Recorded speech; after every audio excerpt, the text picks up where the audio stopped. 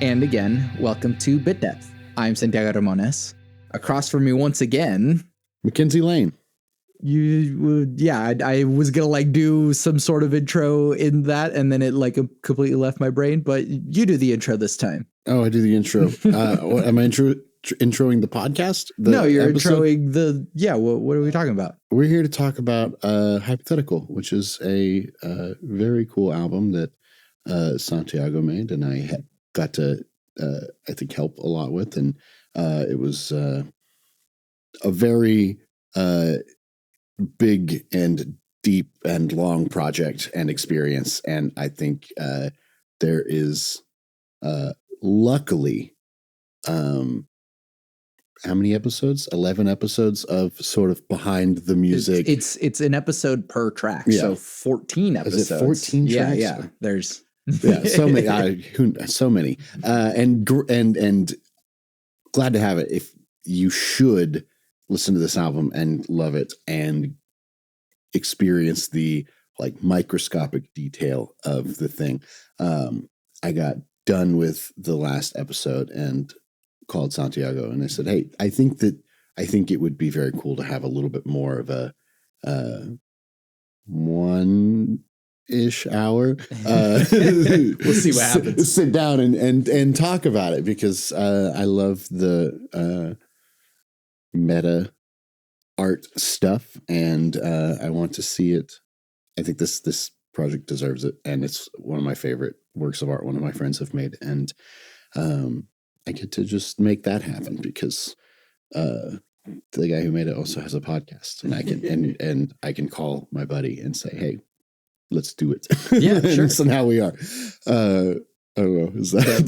But I am gonna leave the reins in your hands since it was my album, and I've already talked a lot about it. But you get to ask me the things. It's really good. So the first thing that there's things that I've heard you talk about that I want to draw out again in a different context, but there's also some things that I haven't heard talked about as much for all the things. So I know each of the songs on the album have their own origin story that is in the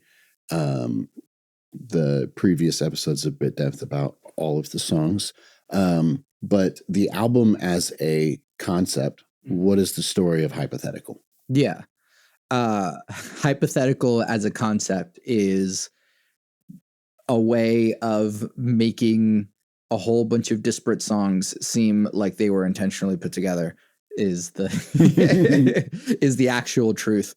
But it's a way of corralling all of these things into an idea of, well, what is the common thread here? What is a through line that we can ascribe to this set of songs?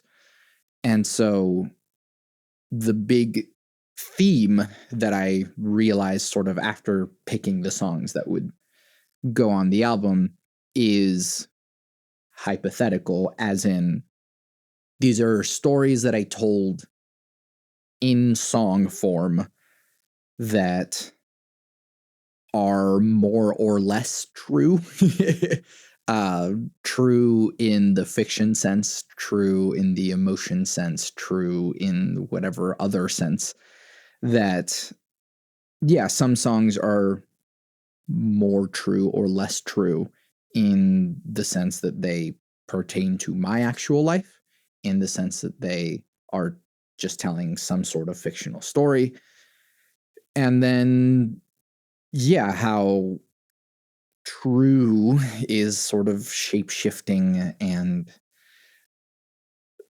that even the most weird, fictional, non-real thing can speak as much truth as something that is here's an actual thing that happened step by step in my life. And so both of those things being true and not true. And there are ways in which we tell stories that might be more or less true, right? And yeah, that was how I decided to kind of corral these things together and make it seem as though it was intentional the whole time. So did this concept come together before the work on the album started? When did this collection of songs become a project? Yeah. I knew I wanted to do the singer-songwriter album. I had these songs in my repertoire for a long time. I have written them and they've been here.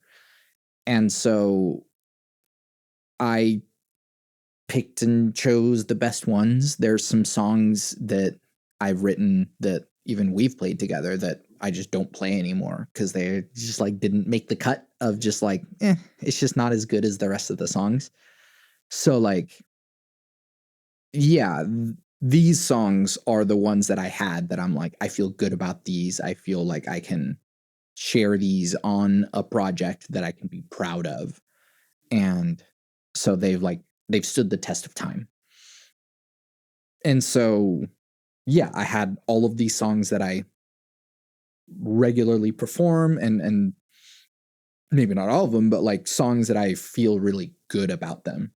Even though, yeah, I don't regularly perform Replacement or Letting Go and or Trauma. So like, but these are songs that like are good. And so that was sort of the initial sort of like what songs can go on an album that I have that are good, that can say, hey, look, I'm a singer-songwriter, I'm a producer, I am a performer. And so that was more so the idea, as to kind of like share that like, hey, I can do this, I make music in not just like a, I don't know, haphazard way, but like here are the good ones, because I have some less good songs that just kind of fell by the wayside because I'm just not as proud of them. And so these are the ones that I get to hold on to and push forward as a to do the work, because I knew it would be a lot of work to put them into existence. I think the idea of a recorded album, right, is like, here is the platonic ideal of what this song is supposed to be, right? And especially once you like put it out into like the recorded form, now it's like, this is what the song is. This is what the song sounds like. And there are variations from this that can sometimes happen whenever it gets performed live. But this version is the song version. Yeah. And so these are the ones that I had that I decided deserved that treatment. So a lot of these songs were written and first demoed at ACM. Was there did you know you were recording for an album that early on, or was it just trying to get some stuff together? Yeah, I mean, I knew that they were songs that were good enough to at least record for the projects. They were just songs that I had, right? And the idea wasn't necessarily even for the class to like make the final versions of the songs. I did always kind of feel that it was like, oh, well, I have these songs. This is what we'll use for the projects in school. And so it's not like we didn't try our best with these projects as groups. I mean, many of the tracks survived to the finals. So there's a lot of good work done in those. But at the same time, there was still like a demo-iness to them, that it was more of like a waiting for the skills to appear to be like, okay, now I can make this into the thing. And I do feel good that we made it into the thing. Whereas, yeah, whenever they were in ACM, I don't think there was an idea necessarily of like, well, this is going to be on the album. Like, it, in fact, that like you could go onto my Bandcamp, I think. Maybe Songs with Words demo is still up there. I think it might not be, but yeah. And you can hear the the demo versions of some of these songs. And so, yeah, we recorded the songs and we got grades for them in class. Yeah. So I think I started with an idea in my head of like, what are the bounds of this project? But what actually makes way more sense than what it sounds like happened is like, we both grew up with the album as sort of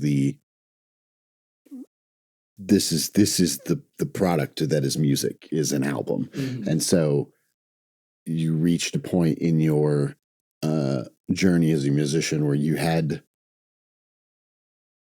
perhaps maybe at the beginning of the project, maybe it wasn't so certain, but you had the skills and the tools and the resources to do an album. So an album is what you shall do.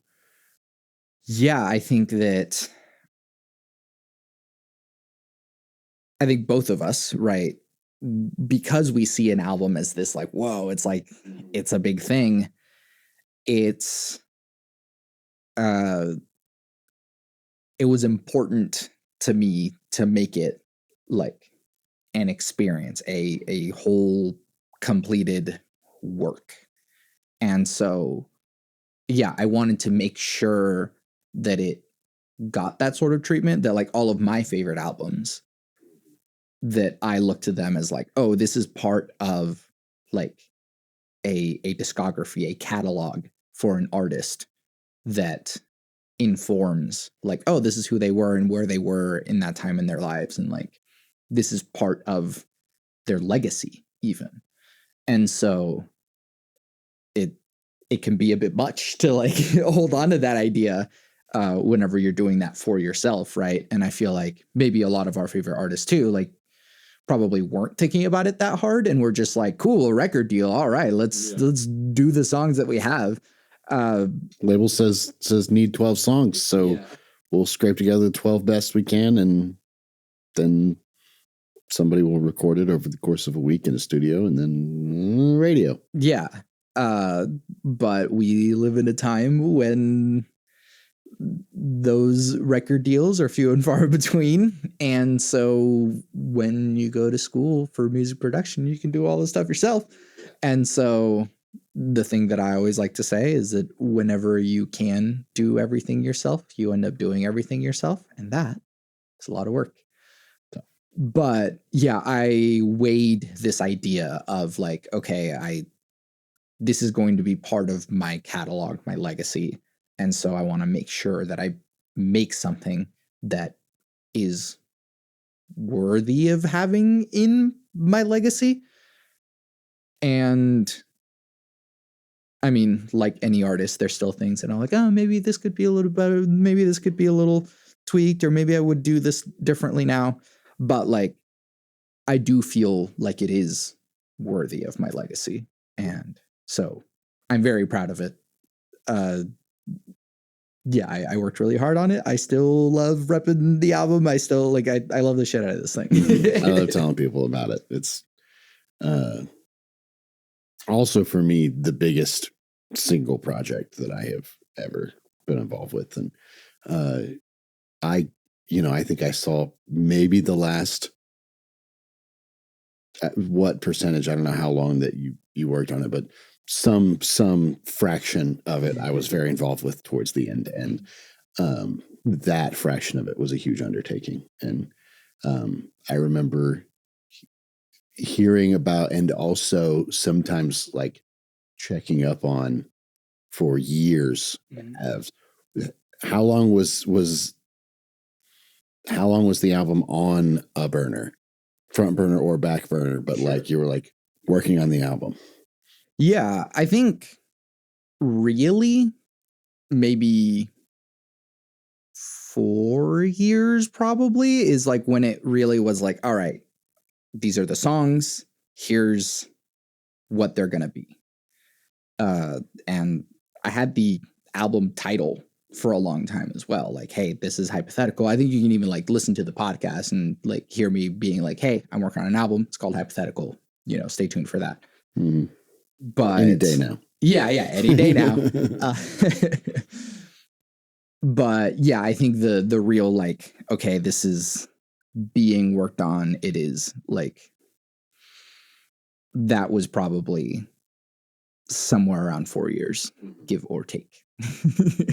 So started in COVID, basically, the really intentional work on this, and then which grew is out from there. I will say is that like, so Bloom, my first album, which sounds amazing, by the thanks. way. I love the sound on that thing. Bloom was it was the first things that I'd ever produced, right? And that was sort of the idea. That's why it's called Bloom. And you can go back and listen to those podcasts about it too. But Bloom was a collection of tracks that were already done. And so I had to just like take them and like do the completion on it and then go, cool, put it out. And so once I was able to do that, I was like, all right, that's what it's like to finish an album, right? And Bloom itself also had like its own like little bits of like supplemental stuff. There was the podcast about it, and there was like each track had its own like artwork or whatever. It was just free images that I got from royalty-free image websites, but like it's still, you know, there was a curation in that, and there was a little bit of writing in that as well. If you download Bloom on Bandcamp, there's a little like text file that you get from it as well. So I'd already like, again, this idea of like, hey, an album is a part of one's catalog. We got to like treat it with some sort of respect or whatever. And so I was doing that already with Bloom. And so once I was able to do that with Bloom, I was like, okay, that's what it's like to do an album. And then I did the EP a year after that. That was kind of like, okay, I already know what it's like to finish an album. Let me just do this thing, but like quicker with some stuff that I already had. And so Sound Bites was made up of a bunch of the stuff from going to school. So some of the extra production stuff that I was doing, either from my bachelor's in production or some from my master's. And so those had a little bit less like high concept stuff. It was kind of more just like, hey, these are the tracks. It's a little bit more of just like, hey, here's some stuff I had. But there was still a little bit of puzzle, if you will, with it. I don't think anyone has figured out what the squares mean. And come on, guys, where you at? But anyways, there's still a little bit more, and it's an EP, so it's not as like heavy of legwork to do the work of like, hey, this is part of the catalog. It is part of the catalog, and people's EPs are part of their catalog, but it wasn't as much of a heavy lift for it. And then, yeah, once I sort of like, okay, I know what it's like to finish a thing. And now I've done it twice, and like the album artwork and like the supplemental videos and stuff like that. Like, okay, now I got to do this for my singer-songwriter stuff, which was a harder thing to maybe emotionally contend with, because it's one thing to like make some bleep boops in the computer and just throw them out there and be like, cool, I made a thing. It's another thing to like have songs with words that like are sometimes a reflection of my own life, or really just a reflection of like who I am, regardless of if they are true. Or and so that was a lot heavier to contend with and maybe try and give the respect or weight or whatever that is to make it complete. So all of this is to say that like the amount of work that it took for me to finish the other two projects in my discography, it took a lot more emotionally for this one, but it also was just more work. It's one thing to make everything electronic and just like, this is what it sounds like. It's another thing to record actual instruments, record actual voices, record actual people, and put it onto a thing. And so, yeah, it was in the works for a while, and then deciding what the standard would be. And I think maybe that's another reason why it took so long, is because I knew what the standard was. I knew what the songs were asking of me. And it took that much more work to feel satisfied or to make sure that I got to that point with these songs. It reminds me of I did an EP with my old band, and we put a Rest in Peace. And from the beginning of recording to the end of the project was like a year and a half, and it was a 3-song EP that was mostly recorded live in a room. So the recording was not a laborious part of it, but you get caught in this loop where you basically make the thing, and by the end of it, especially if you're, even remotely new, which especially the way that you decided to go about doing this album and the way that it's constructed, is so detail oriented and labor intensive that like you would have to do it for decades to be like, oh, I'm good and experienced and like have got all of the little efficiencies figured out for this process. So by the time you get to the end of it, you've learned so much that you have to go back and redo it because it can be twice as good now. And then you can just do that on a loop forever and ever and ever. I had the experience of that becoming sort of a neuroses that stopped a project from coming out for a lot longer than it probably needed to. But you can see especially in the, I don't know if I can call it the Song Exploder episodes. Are we going to get in trouble? The breakdown episodes. The breakdown episodes. Sure, yeah. In the breakdown episodes, you can hear a lot of the iteration in a way that's really cool. And there's like a way of getting experience, which is trying to get reps on a bunch of different projects and churn through them as fast as possible. And then there's a way of getting experience, which is like, I'm going to take on the most ambitious project and push it as far as you can till eventually you have to call it done. And then look at the next ambitious project. And I don't know if there wasn't a point. There's a really maybe something about like the challenges and the things that we learn along the way, right? Is that I do see this project as like a multi-pronged thing, right? To say that I'm capable of many things, right? And so I'm capable of writing songs in a bunch of different genres. I'm capable of producing different genres and also just like producing things that are really interesting and weird and cool. I'm capable of performing these songs. I'm capable of making album artwork and animations and stuff. And so, yeah, there's a lot of things that I learned along the way. And then, yeah, there's sort of like the album part of it, which is like, yeah, writing, recording, performing, producing, but like the other stuff too. And so that is, I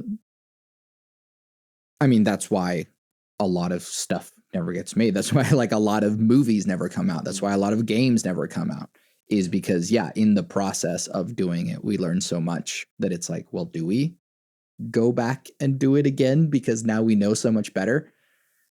And sometimes and I have to keep relearning the lesson that like it's better to just put something out instead of trying to make a perfect thing. It's not perfect. It never will be A perfect. perfect thing will not exist. Yeah.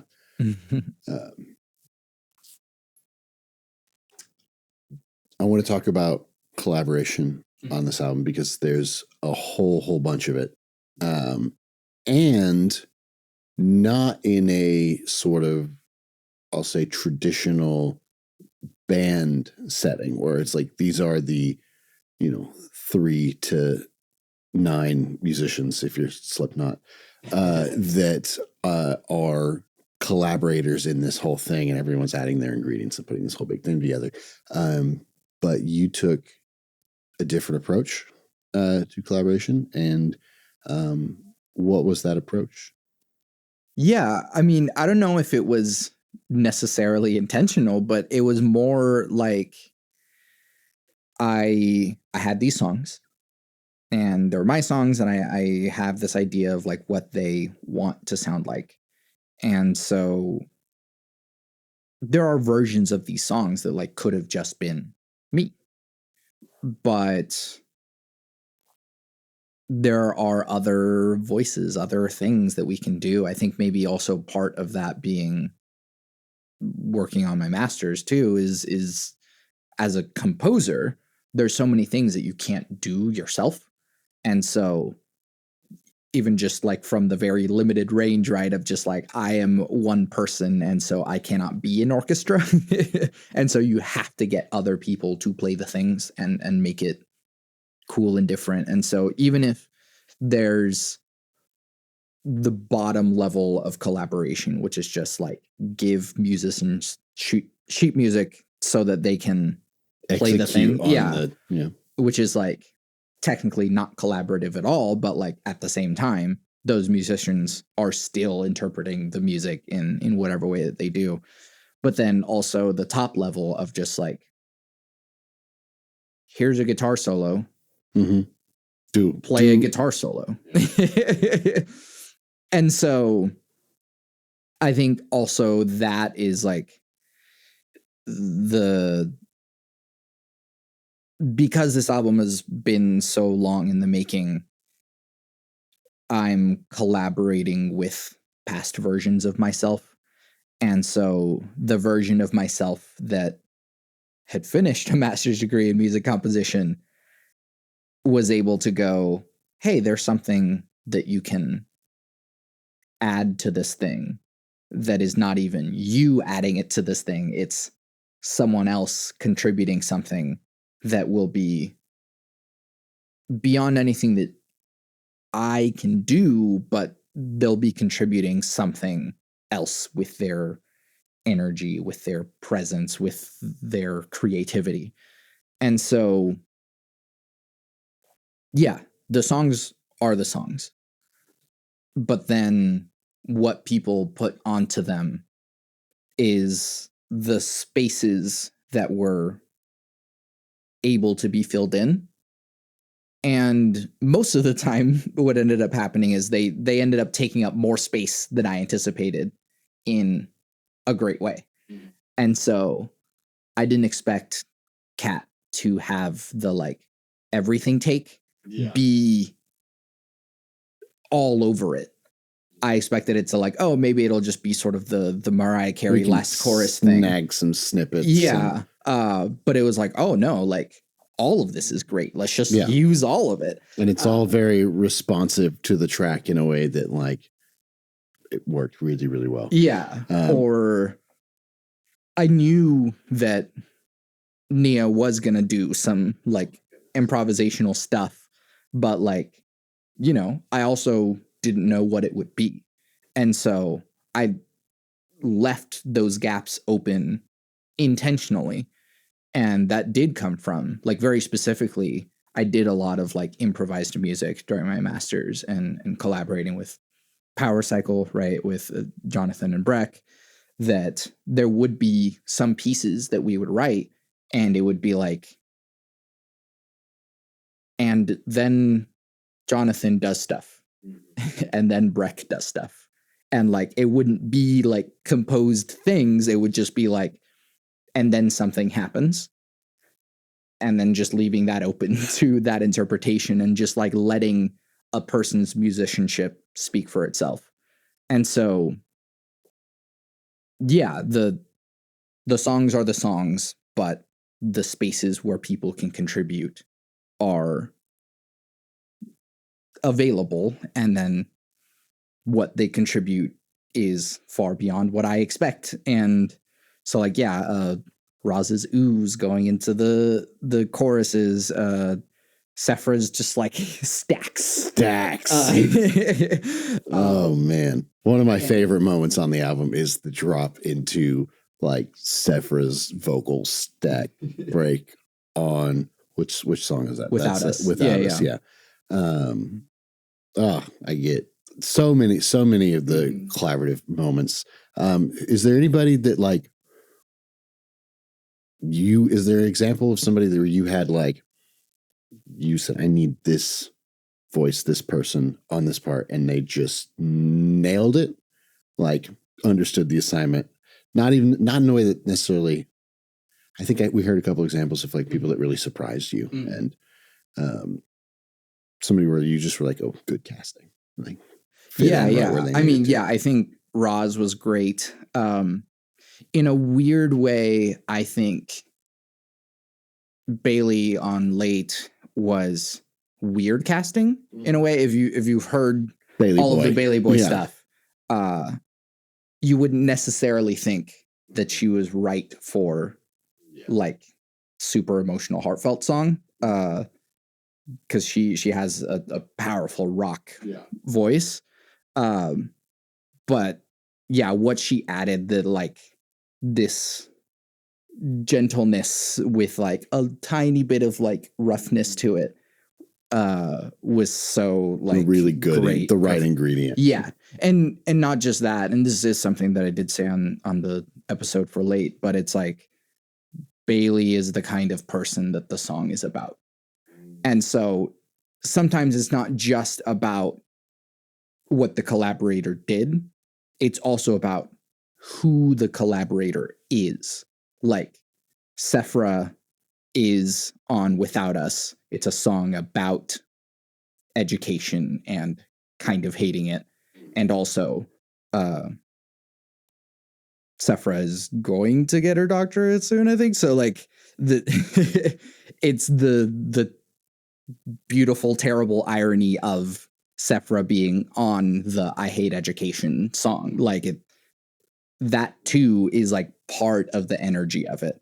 And so, yeah, I mean, and then on the other side of the spectrum, right, with being completely hands off. Also, by the way, Sierra, another one that she just like correct casting. She just like Sierra was coy on coy. Yeah, she like did the harmonies exactly in the way that like the song needed, and because it was like perfectly in her wheelhouse, she like just does that as like part of her job.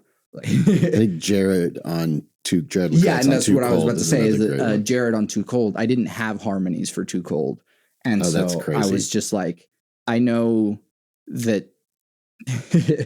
Knowing the Lunar Laugh and knowing the people in the band, I knew the lore that like Jared just like also just does like stacks and stacks, and like he triples, quadruples everything with the freaking.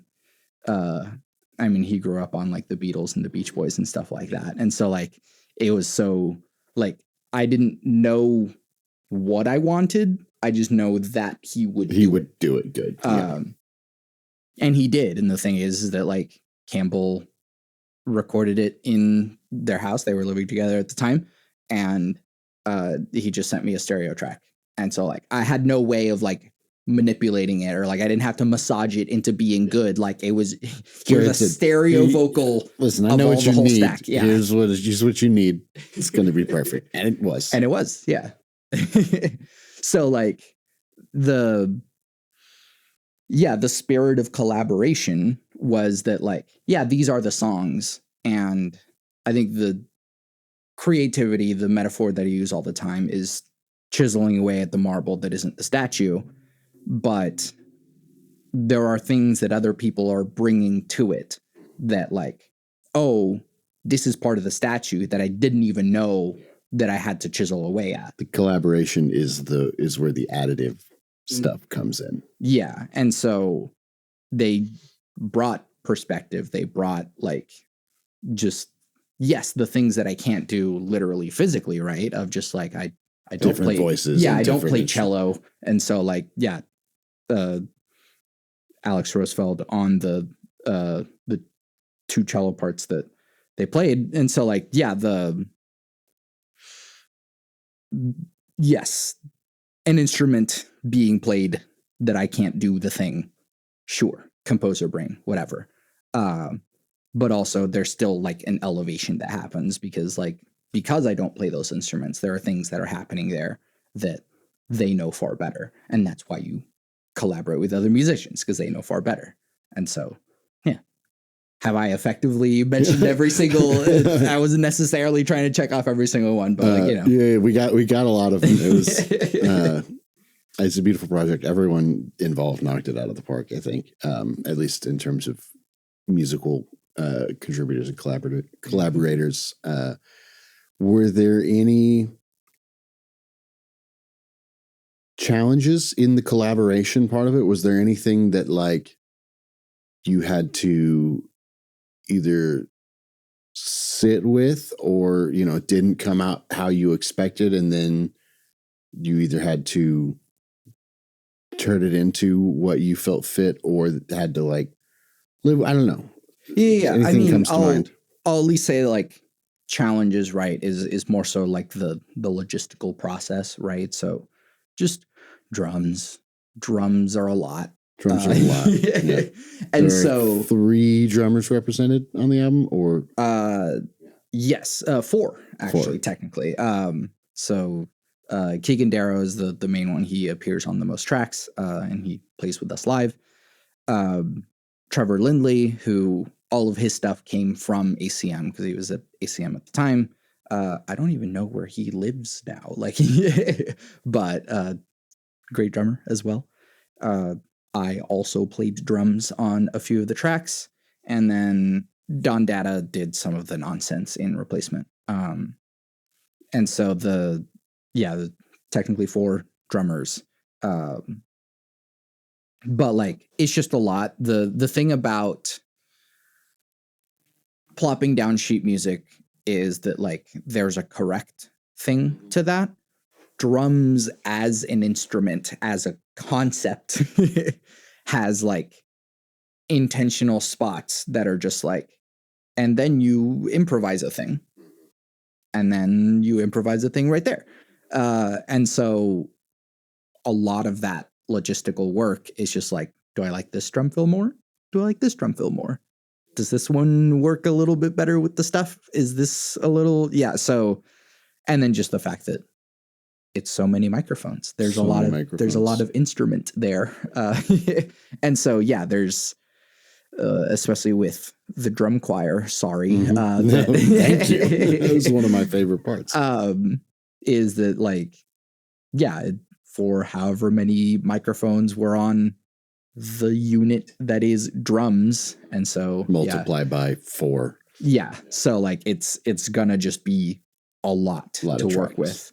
And then I mean the unglamorous parts of making an album, right? People think it's like, oh, tracking, producing, mixing, mastering. There's a spot in between there that's called editing. And editing is the least glamorous part of the process. And so, yeah, it's cutting out the silences and the vocal, picking drum takes, picking all the takes, vocal tuning. And yeah, it's just a lot of work. I even tuned the cello parts just to extra like, all right, let's like mesh it in there. Yeah. So yeah. Glued. By the way, you can melodyne a cello, of course. Yeah. Yeah. You would think this might not think of it, but you mentioned the drum choir, and I love the drum choir. Replacement is one of my favorite, which I think is a sort of auditory metaphor for large complex machinery breaking down. Yeah. And that's sort of like some of the other stuff, right? Is that production as storytelling or production as narrative device. Narrative. Yeah, yeah. And so there are things even beyond like just playing a guitar and singing that like we are still contributing to the medium. And so that's something that like, again, sort of sheet music wise, right? It's like, and then in this part, the Penderecki Threnody thing, which is like, yeah, you could look at the sheet music for that, and it's just like, here's a black wall of ink, and like, yeah, that's what I wanted to do. But I mean, yeah, I think it's just like it's a lot of work to make an album, and sure, there are ways to make that work less work. But then sometimes it's also less album at the end of the day. And so less art. Yeah, what we were talking about is that like it's a rock album, and a rock album needs certain things, and one of those things is live drums, and live drums are a lot. It's a lot of work. Yeah. Cool. Well, I will turn it around on you in that, because you mixed the album, what were challenges for you, or even just like stuff that, people got to hear a lot from me about the album, but you haven't gotten to say much about your being. Yeah. The mix was challenging for a bunch of reasons. A lot of my I mix a lot of rock bands. I mostly do live sound. And so there's a lot of like, I have a pretty deep bag of tricks for how do I make sounds bigger and more impactful and take up more space. Because sometimes you have a acoustic guitar and a vocal, and you want it to fill big room, stadium, and sound interesting and satisfying the whole time. And this project there are a lot of tracks, and there are a lot of like the same parts being played across multiple instruments. So there's a lot of things already sort of fighting for space. And so a lot of the challenges were like, how do I get all the things to fit? And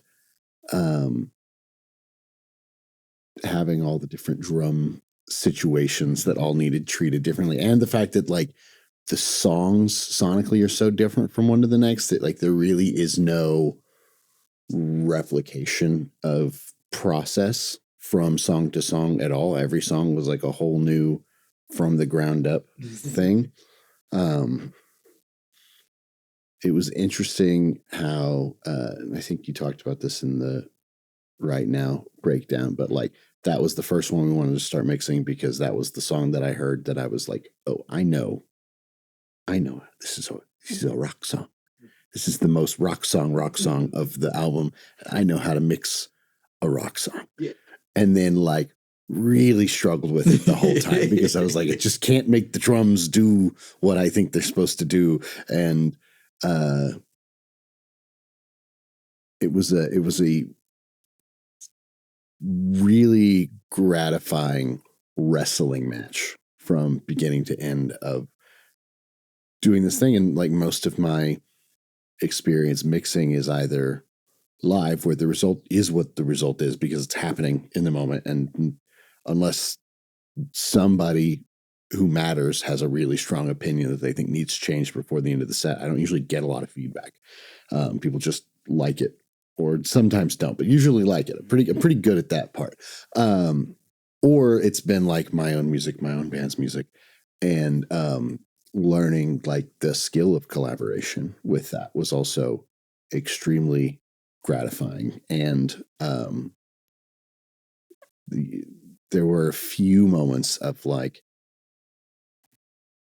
either you coming to me and saying, hey, I think it needs to be this, and then me either just not seeing it or not being able to execute it,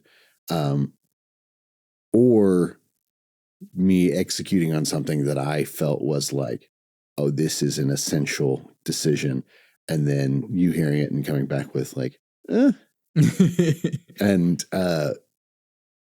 then having to like deal with that as those things came up, and hopefully reach points and decisions where like it all worked out. Yeah.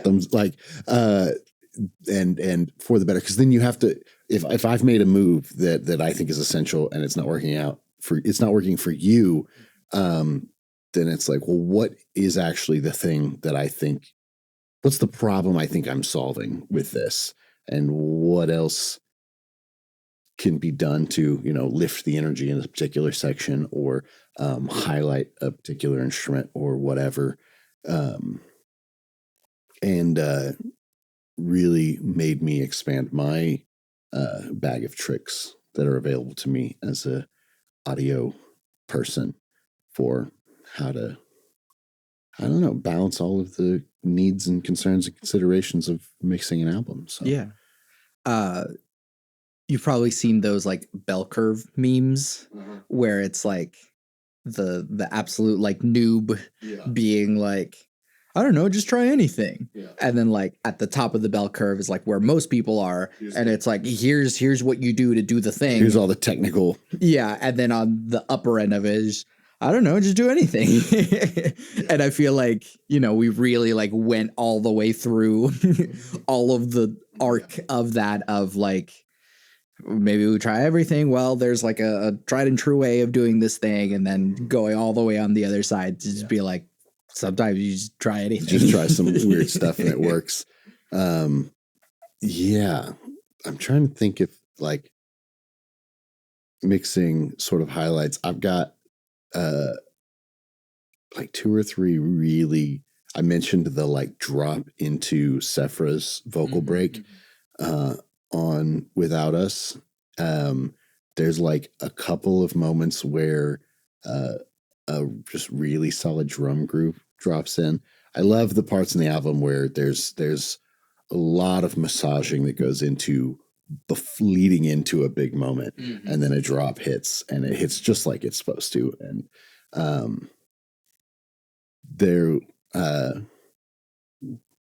we went to finalize mixes at Cardinal Song, and got the feedback early on in that process that like Michael Trapanier was in the room while I was pulling up references and getting used to his monitoring in there in the room. And he made a comment. He's like, a lot of the stuff you listen to is really open and doesn't have a lot of compression on it. And this album has a lot of compression on it. And by that point, it was a little bit almost too late. Like a lot of the balances and the sounds are sort of, the compression is baked in and part of it. And to dial it back a lot is to rebuild the mix. And that's just not where we were in the process.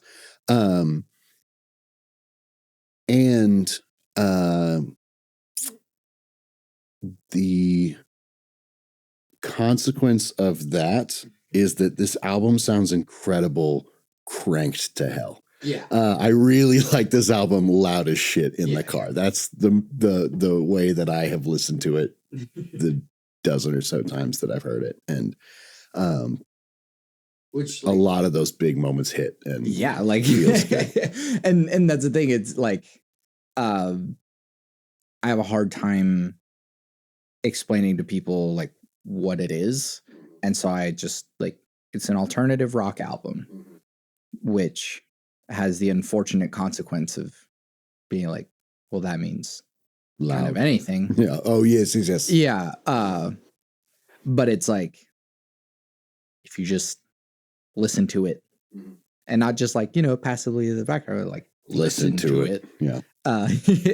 You will understand that, like, yeah, there's a lot of cool stuff there. And I don't know, the rock part of the alternative rock means loud.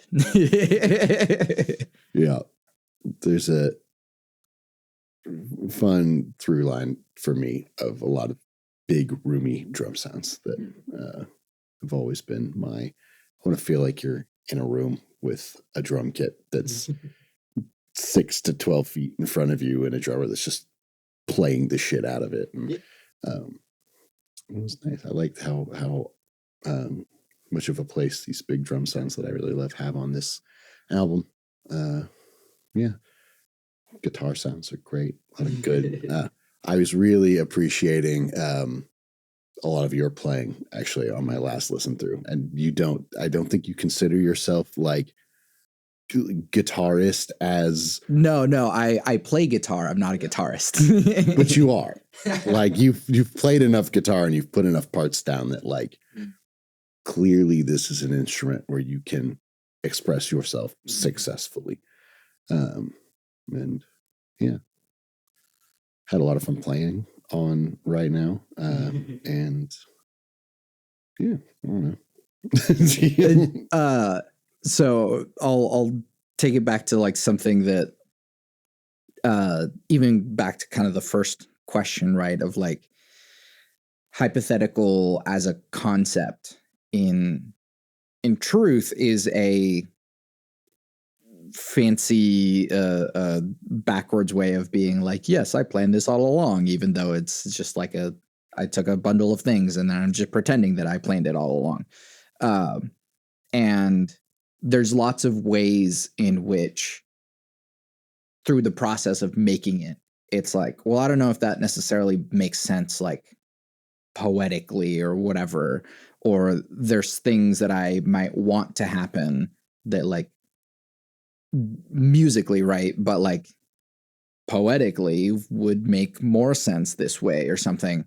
And just a tiny thing is that like the rhythmic clave that you did in right now is like pushing against the rest of the rhythmic clave that like the song is doing.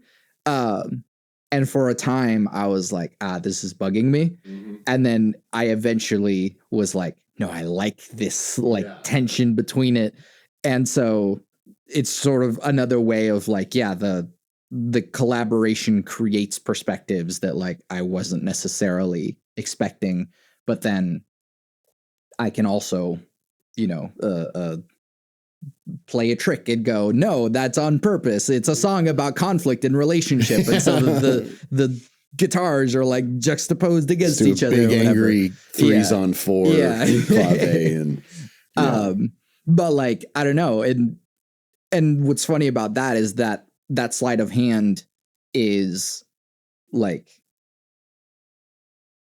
better than what I initially wanted, right? And so it's like now I like that it is doing that thing, and what I initially didn't like about it now is like making the song better. it was really fun. I you talk about like Cat's everything take, and it was fun to be a musical collaborator on the project, because like you asked me for guitar solo and I sent you guitar solo, and also here's like guitar parts for the rest of the song. Use them or don't. And I think that you used them all. Like and it was cool to hear, some of those like rhythmic and harmonic things that I was sort of feeling in the song and wanted to pull out or push against or whatever. And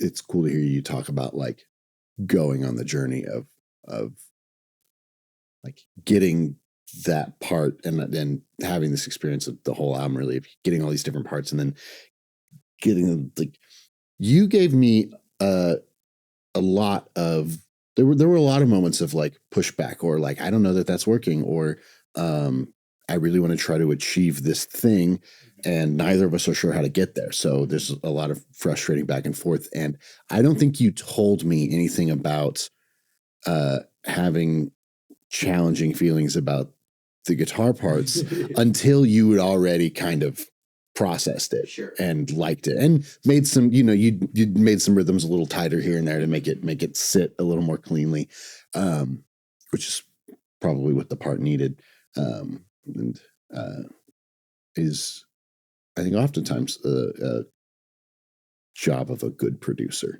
It's like, hear all the things and be the brain through which all of the ideas stew. and I don't know. Yeah, I think that process. I don't know, cohesion is a mystery, but also like a skill in that, like, you can make anything cohesive if you believe hard enough. Whatever, like it's anything like, can belong if you believe that it does. Yes, and if you, I mean, repetition legitimizes, but like there are a lot of parts that, like, yeah, because I didn't necessarily expect what it was, but it's like, oh, I got this tasty sauce for this dish. Why won't I dip into the tasty sauce? I got some tasty sauce here. Tasty sauce, yeah. What does this tasty sauce taste like on this other dish? Yeah, exactly. And so I don't know. I think that it's already enough to like ask people to contribute something to a thing that I made.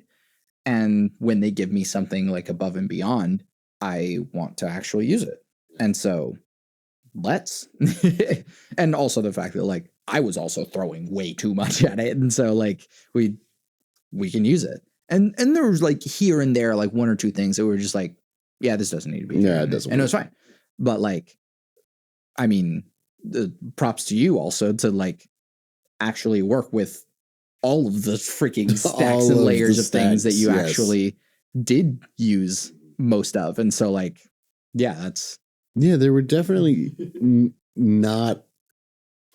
I guess I start with the assumption that if it's there for a reason. And both as if somebody's bringing in, you've brought in these collaborators because you like their work and you like their point of view as an artist. And it's like,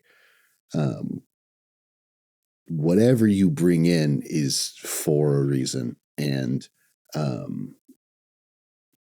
should be presumed important, until proven unhelpful. So the same thing with the mix of like all of these elements, and some of these songs are very dense and some of these songs are very I think you refer to some as like, oh, this is a composer song. Yeah. And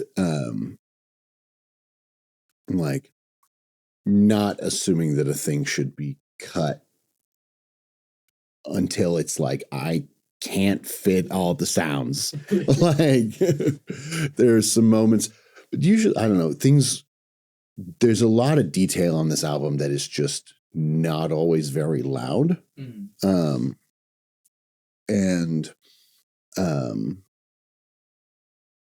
Because it's like, well, you've got these three instruments playing this one melody, and your options are either get rid of two of them and just have a thing playing the melody, or they sit a little further back and you get this like soupy, washy wall of soundy blend of like, there's a lot of little melodies moving around and a lot of little sounds and textures and parts. And definitely feels like where a lot of the character of this album comes from is that approach of,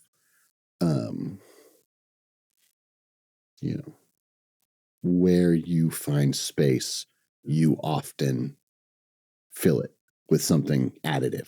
Mm-hmm. And the moments where there's not a lot really stake out, Well, and that's why, like, I mean, even talking about like the whole arc of the album, right, is that when you get all the way through it and you get to like Letting Go, for example, it's a little jarring to go from like a whole lot into just like, hey, piano, voice.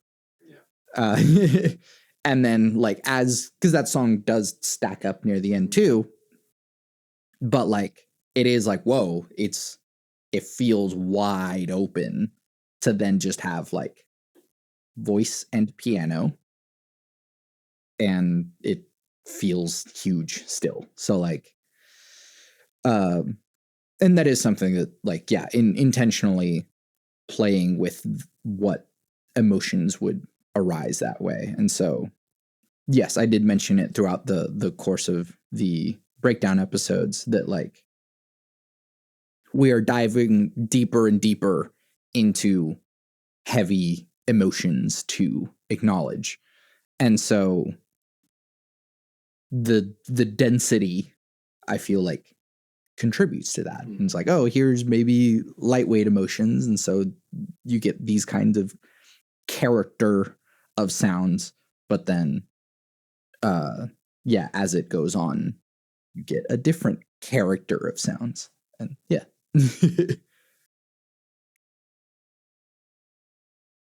Should we talk about the everything else around it?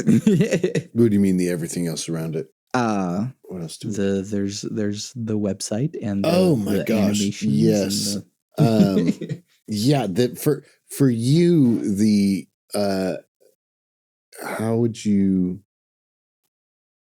auxiliary or complementary, or sometimes the packaging, like there, I think this would be, yeah, there's a lot that went into the album besides the songs that you hear. Sure. And the sounds that the sounds they're in. Tell me about I know that the art was a very big project for you, and also a very big learning experience. Mm-hmm. Tell me about the visuals that are associated with it. Yeah, I think that it's funny seeing other artists that have like production companies, or like they get like a branding or a PR company to like do a whole bunch of the visual stuff for it, but like they get like a package, right, of like, oh, hey, here's kind of what we're going for, and that's what we'll do. And so it was a bit of that approach to the visual identity of the album that, yes, while I did do a sleight of hand to be like, yes, Hypothetical is this kind of project, and all of the songs in it are intentionally put together in this way, because I was on the other side of that and was able to sort of take a step back and look at it as a cohesive thing. Hypothetical as a project is this like shape-shifting, ethereal thing. And we are going to go into spaces that we recognize, but also we're going to so many of them. And so like there's an adventure happening here, and there's again shape-shifting happening. And so I wanted it to feel kind of unreal.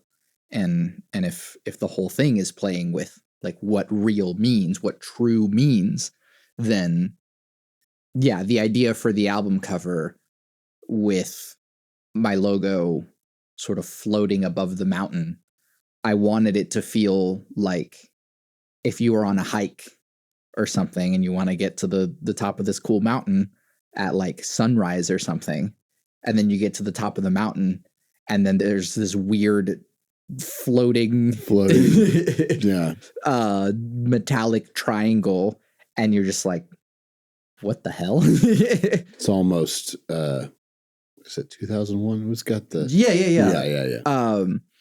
And so yeah, it's like there are things in life that feel like cool and magical, right? And so yeah, whenever you get to the top of a mountain, you're like, whoa, this is really beautiful, and you get to like appreciate all of the nature around you, and like there's a sort of like unreality to it of like, oh, I don't normally get to see this much landscape, or like the sky being this beautiful, and we like come outside of ourselves some to be able to have this experience.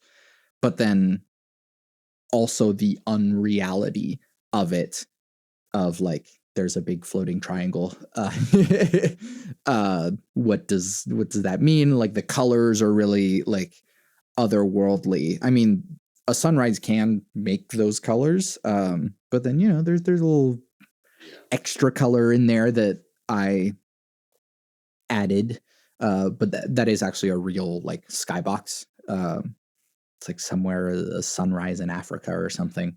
Uh, but yeah, and the fact that like the mountain on the album cover isn't real, is it's computer generated mountain. The whatever the like mountain modeling thing that like I like cycled through different mountains to like, oh, I like the shape of this one, or let me like procedurally, you know, yeah, let me dig into the mountain a little bit to like get a little bit more space so that I can like have the triangle floating in the right place with the, and so like, yeah, I sort of like massage the terrain into place for it to like feel good.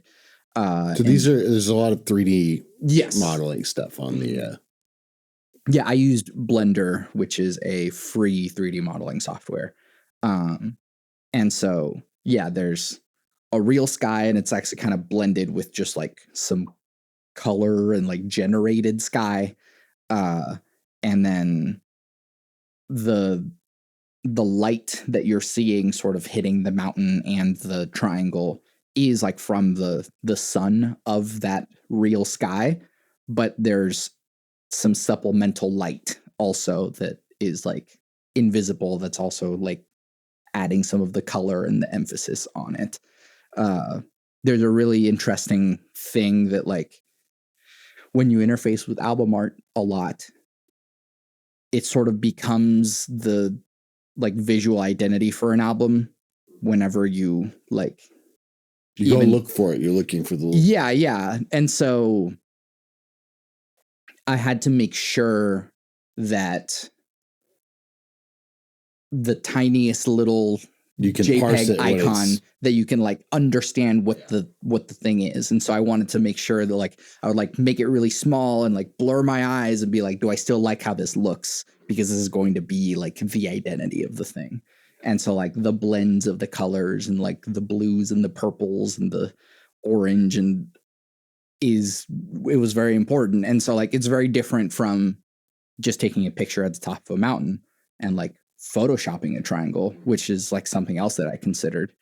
There was also because I started working on this album so long ago, I even considered doing like AI images, and that has since you learn a little bit more, and it's like, oh no, this is all theft. Let me not. Let's not. And so yeah, instead, I did the opposite of AI, which is work really hard and learned a new thing. Learned a skill. So there was a lot of like, I got to be there for a lot of or at least like check in and see the progress on a lot of the sort of 3D digital graphic design. Do you think that is going to be a part of the visual identity of Santiago Ramones' music moving forward, or are you excited to see what other approaches or skills you could pick up? Yeah, I think it depends. Like, so I have this skill and I can do it, and if the need arises, I will use that skill. But there's something else to be said about like the spirit of collaboration, right? And so it might be that the next album cover, whatever it is hiring an artist and giving them the concepts, or telling them exactly what I want and seeing what they make with it. So it depends. I like that I can do that, and I like that I can create these things, but I think it was also part of the concept of Hypothetical playing with the unreality of it that makes so much sense to have like 3D generated things, right? And so if you're watching this on video, right, the intro is also like the bit depth little animation thing, and so Love like it. There's all these like weird lights floating, and like the triangle goes into frame, and like the sun rises, and it like it's really cool, and it's like really mystical and ethereal. And so like I think that's part of my aesthetic right now, and I like being ethereal and unreal in a way, but there's something also hyper real about it, that it feels special in a way, that it touches on something that is more real than real. Last episode, we were talking about weird rules we impose upon ourselves. A long time ago, I decided as an artist that I don't want my face or myself to be on album covers, that I want the music to speak for itself. And so, I don't know, it's nothing against people who do use their own faces on album covers, but it's more that the visual identity of a set of songs is more determined by like something that isn't just me at the time. and I think it's also because it like goes beyond me, that it's not mine anymore. People say how like, oh, whenever you release a thing, like it just belongs to the fans now or whatever, but I don't want to be part of the thing that like colors the way that a project is seen. And so, yeah, I don't want to be on my album covers. And that allows space for more art to happen. I did have this ambitious thing where I was going to make a short animation for every single track as I was putting out the breakdown podcasts. That's a lot of work. Yeah. It's nice to know that your ambition does in fact have limits. That you are just mortal like the rest of us. Yeah, I started rotoscoping some footage of koi in a little pond. Mm-hmm. It was from Will Rogers Park. And it was cool. Like I really love it, but rotoscoping is a lot of work. It's a lot of work. You have to hand draw every single frame. And so props to any animators out here. They are literally hand drawing every single frame. But like I'll probably finish it at some point and then put it out, and then I have ideas for every single one. And so maybe those will come out eventually whenever I'll get bored and be like, ooh, let me jump back into Blender and like do this thing. There is actually a video that I have recorded for late that is like, it doesn't all have to be 3D stuff. Obviously, rotoscoping and doing 2D animation is not the thing. And so like I did like a time lapse video of like a long drive. And so I should probably just put that up. So, maybe by the time you're watching this, it's already up. Something on YouTube. Yeah. Yeah. But it's mostly because Spotify has like the canvas thing which like is you're looking at a track that's playing, you'll have like a little animation behind it. And that was the whole thing. And so it's 9 seconds of video, or at most 9 seconds. And so, yeah, that doesn't seem like too much. That's why I set out that little challenge for myself. And then it's like, I know actually 9 seconds, it's a lot if you have to do 12 frames per second. Yeah. So we have to talk about the ARG. Yes. I wonder how many people know about the ARG. There's a fun little hint in all of the... Well, I think less and less of a hint as time went on in the breakdown episodes. About there being a password for the album, which is our good friend Monomate. Yes. Which I think there's enough discussion of Monomate in the breakdowns. Because it's on every track. It's on every track. And I don't know. Let's talk about the ARG a little bit. I've tried making it a point to not talk about the ARG, but it turns out people don't assume there's going to be an ARG for an album. Know. So if you don't tell anybody, then nobody explores it. I know. And that's sort of the difficult part of doing that, right, is like I want people to stumble into it. I want people to be like, whoa, what the hell is that? And we can start with, if that sounds juicy to you, if you know what's an ARG? yes, an ARG is a augmented reality game. And so I did not develop a game, obviously. Well, I guess in a way, but like it is supplemental stuff that exists on top of the real world, so to speak. And so maybe, let's say an example, right, of an ARG can be a video game will have a QR code appear in the game. And so then you pull out your phone and scan that QR code and it takes you to a website. You have now exited the video game and gone into the ARG. The ARG. Like you have augmented reality, and now it's not just within the game, it exists outside of the game. And so there's an ARG with Hypothetical, and yeah, if you want to experience the album. I think before we talk about it more, yes. I want to say, okay, now what's the easiest on-ramp to say?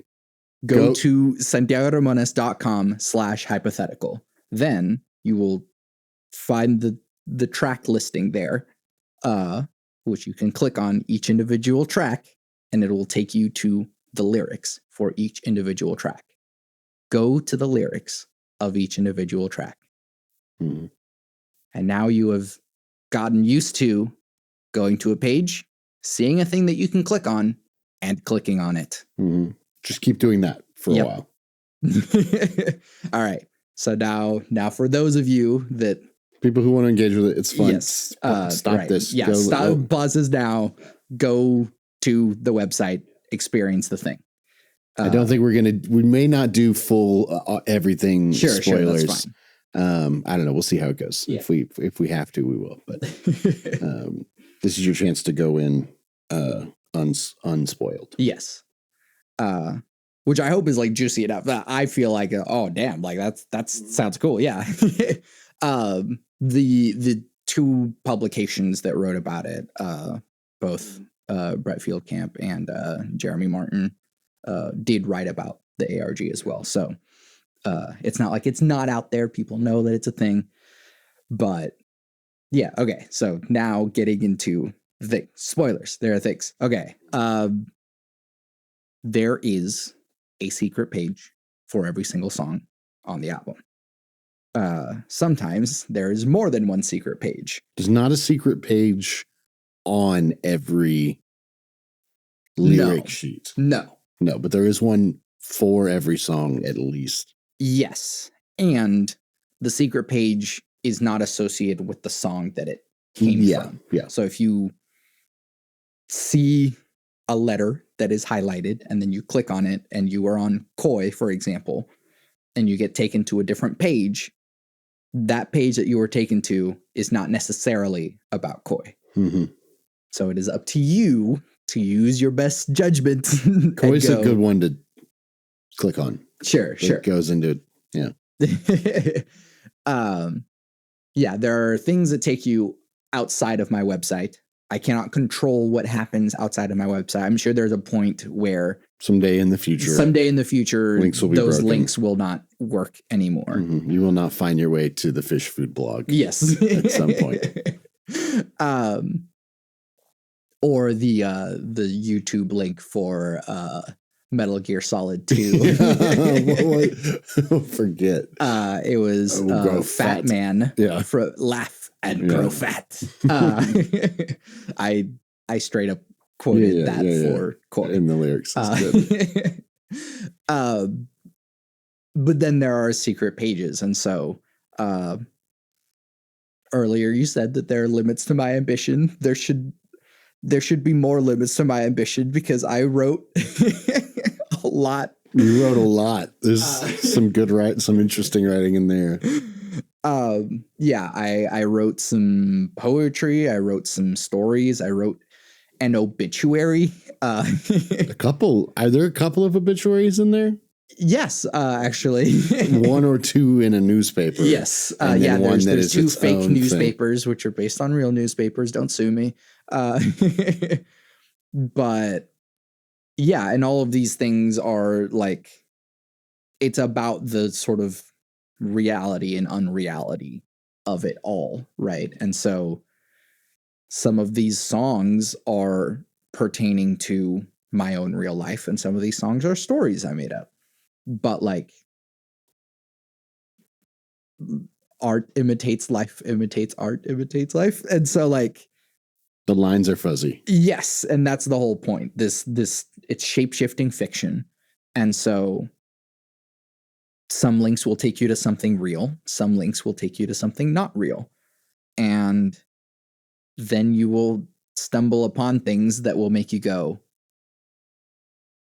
was this a real person, or did this really happen? Yeah.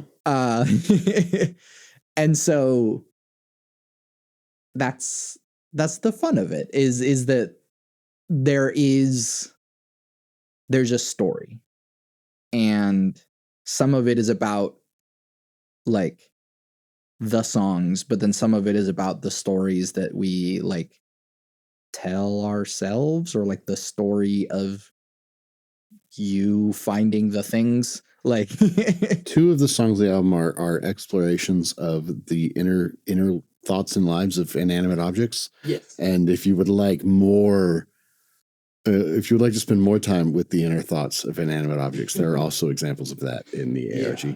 It's like weird poetry.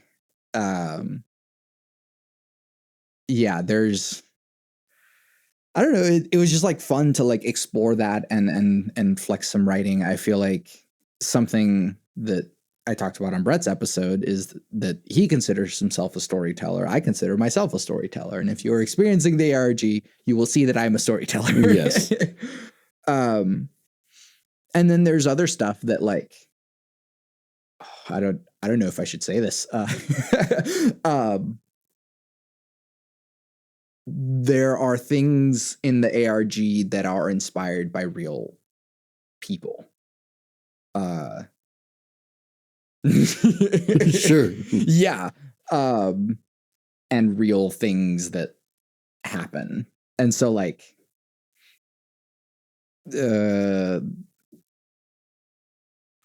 Boys Ranch is a real thing. Did you find that one? I don't think I found Boys Ranch. Okay. I have a note of all of the pages that I found. Mm-hmm. I found well more than half of them, but yeah. I feel comfortable mentioning Boys Ranch. There are some other ones that I might just leave it to go you find guys it, to figure out. But yeah, and that came from a real story that a friend told me about, like the weird school that she went to that was child prison. Like, and so like, yeah, that real things, but also like the version that I put on there is like not real, but you can find the real one. Yeah, like and so again, playing with the reality unreality of things, playing with the things that the songs were trying to say emotionally and saying them in a different way or in a different perspective. And so I'll use the example of Late, right? Rebecca Michelle Woodward. It was a fake obituary that I made up. Sorry, it's not a real person. But I wrote an obituary for a person who I think would have been a really good friend. And Late itself is a song about not getting the opportunity to get to know someone better. And so like, yeah, I wrote this about someone who I would have thought I could have been really good friends with. And then there's like the weird emotional journey, right? Of like, wow, this seems like she was a really good and cool and interesting person. And then you have to experience two deaths. The death of the person that you just learned about, and also the death that this person doesn't exist. Yeah. But then the other thing is that, like, remember on the last episode how I said if I had a nickel for every time a person has been on this podcast that died, I wrote late before one of those people died. And now late is more true. Yeah, I was going to make the joke, like, you really should have, you should have had Rebecca on the podcast. Yeah. Late is actually a song about trying to get somebody on the podcast and just never quite making it happen. I did write late before I started the podcast. But like, yeah. And so stuff in the ARG, I wrote a chapter of a fake book. Mm-hmm. One of my favorites. Yeah. And that's the thing. It's like, y'all want to read that book? You write. I wrote it like as a sort of like a cheesy, like, young adult fiction thing. This is like a pretty good first chapter of a book that a high school or early college age person would put together, and it's fun. I like it. I would read it. I would. And that's the thing, is that, like, I enjoyed making it, but also I'm not going to write an entire book. Are you kidding me? No, we got albums to make. Nobody got time for that. Yeah.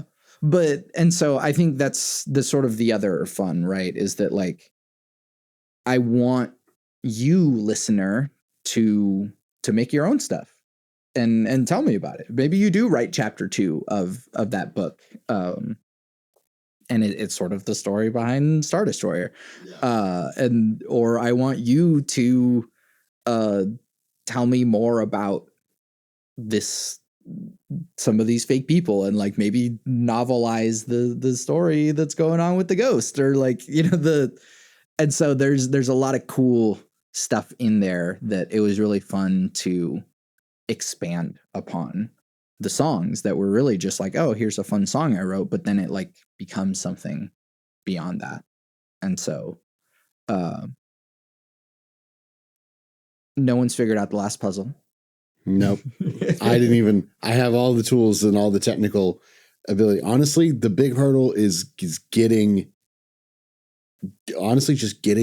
an audio file of the song on my computer is like, and the tools are there. The tools are available. There are at least a finite number of people should be able to get that done without, but you should just buy the album. Well, sure. On Bandcamp, and then can get it done. You can get it done for free inside of the ARG.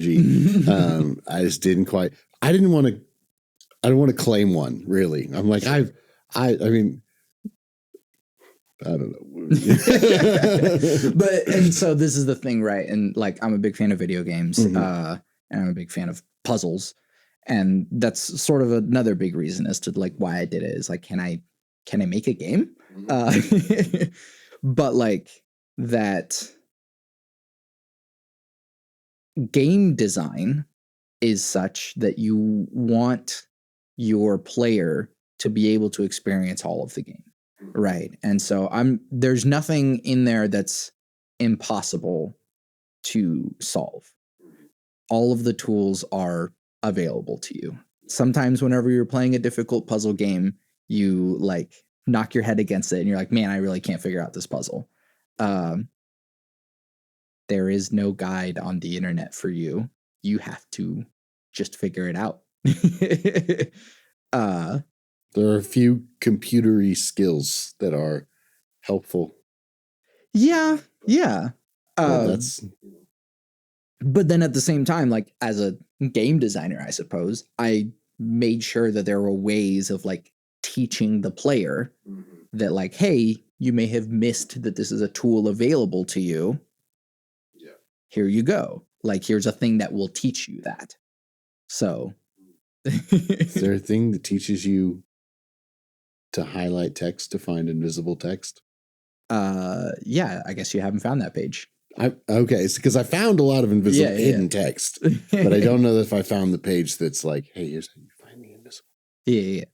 But I need to. I want to spend more time with it. I've definitely got a handful of things to unlock, but I definitely went through like everything I saw 2 or 3 times. I went through it enough to like back to the beginning. What did I miss? What did I miss? What did I miss? And there's doors that I know I just need to open. And probably doors I have not found. And the other part is that like you do have to take a step that the game doesn't necessarily tell you, but go, well, if this took me here and this took me there, what if I go to a different place? Man, yeah, there's things I remember you telling me. I remember being told about things that I no longer remember the details of that would probably solve more mysteries for me. But I wound up playing the ARG more than I expected to. I thought I was gonna like, let me just breeze through this real quick because I know all the secrets. I was there when they were written. But actually my memory's not that great, and some of the challenges are challenging. So yeah. That's fun. The ARG's a wonderful component of this. I'm not going to get into the details of it. I did have like frustrations getting through the ARG that made me think, oh, you'll forgive me if sometimes I imagine the next Santiago Ramones album, and when I think about it, my brain says, well, when we do the next one, perhaps that's presumptive, but I think about it, and I was like, well, on the next ARG, maybe here's. So what that brings me to is like, are there, and you can use this as an opportunity to talk about maybe what's next for Santiago Ramones, band music, whatever, or are there like lessons learned from this whole project that you are going to take into the next one, or that will be useful for producing other people's music, or however? Yeah. I think one big thing is I think I've reached a healthy amount of like stuff. Like this has so much stuff. And so an ARG is already far more than anything anybody's asking for. Yeah. And so I mean, I'll happily make an ARG for the next one, but like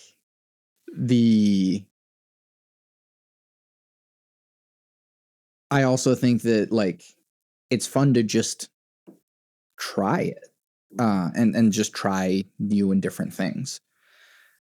So yeah, in the future, I'm just gonna like try different things. I won't do too much. I don't want to make too much. But I say that now. Yeah, who knows? There's a lot of yes on this project in terms of like moments where you had a thought to go, could I? And then yes. Yeah, and so I think maybe for the next things, I'll have a little more intention, right? This hypothetical is like taking a set of things and turning it into something, whereas the next thing is sort of like the problem of like the sophomore album, right? Is that like, yes, write your first album. It's like, cool. You have a lifetime to do it. I have a lifetime of songs that I have in this here catalog, and we've picked out, all of the good ones from that lifetime. And it's like, cool, do it again in a year. And so, well, it's been a year, so sure. Where's the album? Where's the album? Yeah.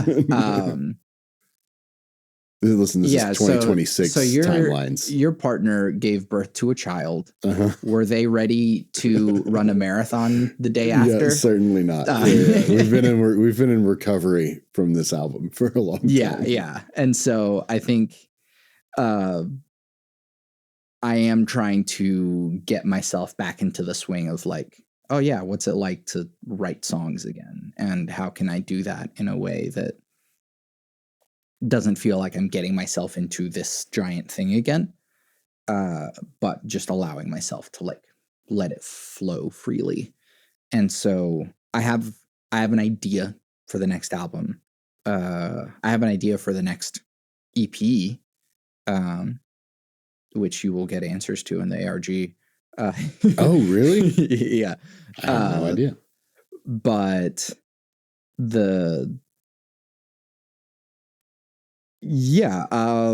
I want to be very intentional about the next thing, really.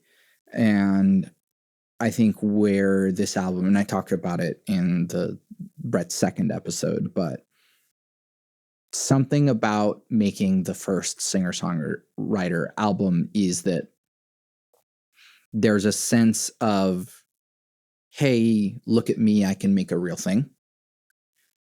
But I have to like find myself in that process. And so because of the like genre shifting of the entire hypothetical thing is that there is nothing that necessarily sounds like me. And I think that's a problem. I was doing impressions. I was trying to write songs that sounded like real songs. Here's an anime opening. Here's a grunge song. Yeah. Yeah. And so now I want the next thing that I make not to be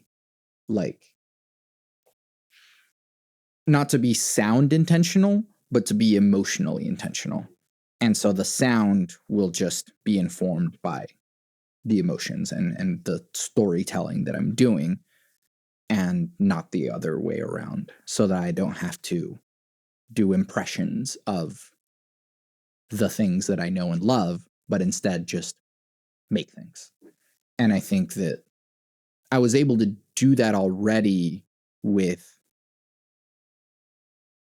sound bites and a lot in my master's thing. Check out Machinations if you haven't. That's another just giant thing to experience that I've made. Santiago.com/machinations. But there's a sound that I can explore and then settle into if I don't have to think about what it's supposed to sound like, and rather just let myself create. And that's what I want the next project to be. Live instruments, electronic. It'll probably a bit more electronic blend. just because it's easier to interface with. But like, I have drums and mics for drums. Like I can record some drums, like, you know, and so I won't have as much weight or pressure to like, hey, this is what it needs to be. And instead, like, if it's electronic drums, it's electronic drums, and like whatever. If it's a bunch of like, if it's an entirely electronic song with like some vocals, then cool, that's what it'll be. But then if it's just myself and a guitar, that also I'm open to as well. So we'll see if that even happens, because if I seem to be incapable of like, oh, look at this giant toolbox I have, let me just like add some pads, let me add some blah blah blah, like but I don't know, I want to stop doing impressions and just make music. Me. Yeah, very cool. That sounds like a great place to end. Yeah. Thank you for asking me a lot about the album. Thank you for telling me so much more about it. There's a takeaway that I want to present the audience with, which is like, I love this album. It's a great piece of work, and it's also just one album that one guy and some other folks made. And I think that there's so much art that is absolutely worth interfacing with at this level. And I'm glad that I had the opportunity to help facilitate a deeper dive in conversation. Not that you have not already explored and pulled it apart in so many ways, but I would hopefully, if anybody made it through this whole conversation, go back and listen to it again. Really enjoy it. Hear the things that you didn't know, you didn't notice, and like every like dozens of albums come out every year by local bands that would warrant this level of depth, and you can get a lot out of just multiple listens where you can hear it well, and then maybe message your local musicians, be like, hey, this is cool, tell me more about it. Like I think that you get a lot out of art when you engage with it very deeply and over a period of time. So it's been incredibly gratifying to experience Hypothetical from pretty early in its process to now, and getting to open it all up and dump out all of the secrets and go sifting through them. So thank you for that. And I would encourage anybody to make efforts to engage with the art in your life more deeply, and the art that people around you make more deeply. It's not just the, auteur directors that deserve the,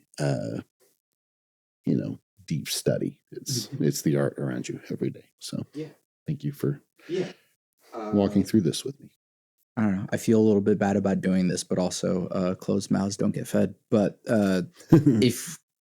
if you want to do this with your art, if you make art and you just don't have like the means of extrapolating out all of these things that you want to do, like I want to help people tell their stories. I want to help people share their art in this way. If you want to do like song breakdowns like I did, like I have experience doing a whole bunch of those now. And so I want to help share other people's stories doing that. And so hit me up, or maybe we'll make an ARG for your thing, or maybe we'll make a couple episodes on bit depth would go a long way to getting to break open, your artistic endeavor. It's good timing with the reemergence of the pod. Sure. But more than that, right? Of like, designing a website, even just like producing the album. That's right. Like but it's all part of the big, like cohesive thing, is that the project of Hypothetical was also making it like one big experience. And so, yeah, if you're an artist, you want to make your album not just be an album, but make it an experience, like hit me up. We'll find a way to collaborate and make that happen. Very cool. And then, we already established you don't have things to plug. Nope. But I will put my plug right here. Thank you for listening to or watching Bit Depth. You can find everything that I do on my website, santiagoramones.com. You can listen to my music wherever you stream music. Just search for Santiago Ramones, or find the links on my website, santiagoramones.com/music. The best way to support my music is by purchasing it at subvert.fm/Santiago. That money goes directly to me, and it supports me far better than streaming ever will. Or you can buy my merchandise. That will also be on my website, santiagoramones.com/merch. I run my own business, Santiago Ramones LLC. I provide music and audio services. If you need your story to be heard, I'm here to make it excellent. I'm a composer, producer, and podcaster. If you're making a project that needs music, I'll make the music. If you're making music, I'll elevate it. If you're making a podcast, I'll enhance every step of the process. Go to my website to find out more about my services. Again, that's santiagoramones.com. Thanks. But then I will always end the podcast with my 3 things. They shape my life philosophy. Those three things are: love never fails, it's going to be okay, I might be wrong.